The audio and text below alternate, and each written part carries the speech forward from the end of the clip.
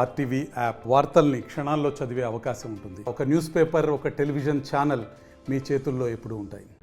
ఈరోజు కేంద్రంలో ఉన్నటువంటి బీజేపీ నరేంద్ర మోడీ ప్రభుత్వం గత 70 సంవత్సరాలుగా ఉన్నటువంటి 44 కార్మిక చట్టాలను సవరణ పేరు మీద 4 సివిల్ కోడ్లుగా మార్చేందుకు సంవత్సరం రోజులుగా ప్రయత్నం చేసింది.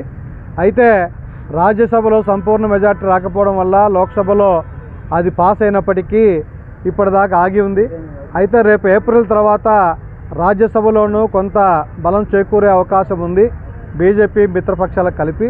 కాబట్టి రేపు ఏప్రిల్ నుండి 4 సివిల్ కోడ్లుగా ఈ చట్టాలను కుదించేసే పద్ధతిలో ప్రయత్నం చేయాలని చెప్పి ఈరోజు బీజేపీ ప్రయత్నం చేస్తూ ఉంది. వాస్తవంగా 4 సివిల్ కోడ్లు అమలులోకి రావడము అంటే కార్మికులకు, ఉద్యోగులకు, హక్కులకు ఉపయోగపడే పద్ధతిలో ఉన్నటువంటి 44 కార్మిక పాత చట్టాలన్నీ రద్దయిపోయి కొత్త సివిల్ కోడ్లు అమల్లోకి వస్తాయి. కొత్త సివిల్ కోడ్ల ప్రకారం పాత చట్టాలు, హక్కులు ఏవి కార్మికులకు ఉండవు.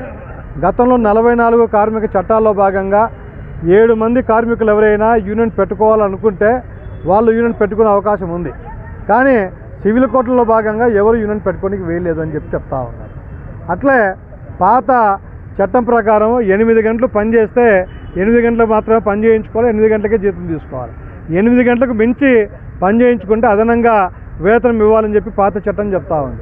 కానీ కొత్త చట్టం ఏం చెప్తా ఉందంటే యజమాని కోరితే ఎన్ని గంటలైనా పని చేయించుకోవాలా, పని చేయాల్సిందే, అదనంగా ₹1 కూడా ఎక్కువ వేతనం ఇవ్వనీకి వీల్లేదు, ఇవ్వాల్సిన పని లేదని చెప్తా ఉంది. పాత కనీస వేతన చట్టం ఏం చెప్తుందంటే ప్రతి మనిషి తమ కుటుంబ సభ్యులతో సుఖవంతమైన జీవనం సాగించాలంటే ఆ కుటుంబానికి సరిపడా వైద్యము, విద్య, తిండికి ఇతరత్ర సౌకర్యాలను కలిపి కనీస వేతనం ప్రభుత్వం నిర్ణయిస్తుంది.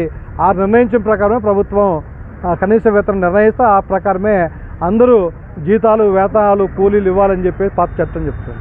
కొత్త చట్టం ఏం చెప్తుందంటే యజమాని పని చేయించుకునేవాడు దేవుడితో సమానం, కాబట్టి యజమాని ఎంత కూలీ ఇస్తే అంత ప్రసాదంగా తీసుకోవాలి తప్ప ఎవరే కానీ నాకింత వేతనం కావాలి, ఇంత జీతం కావాలని చెప్పి అడగకూడదని చెప్పి ఇట్లా అనేక రకాల పాత చట్టాలన్నింటిని రద్దు చేసి యజమానులకు ఉపయోగపడే పద్ధతుల్లో, యజమానులకు మరింత లాభాలు చేకూర్చే పద్ధతిలోనే ఈ కార్మిక చట్టాలు రాబోతూ ఉన్నాయి.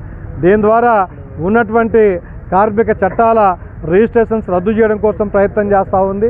ఈ దేశంలో భారత కార్మికులందరినీ కూడా నయా బానిసలుగా మార్చేసే పద్ధతుల్లో బీజేపీ కుట్ర చేస్తూ ఉంది.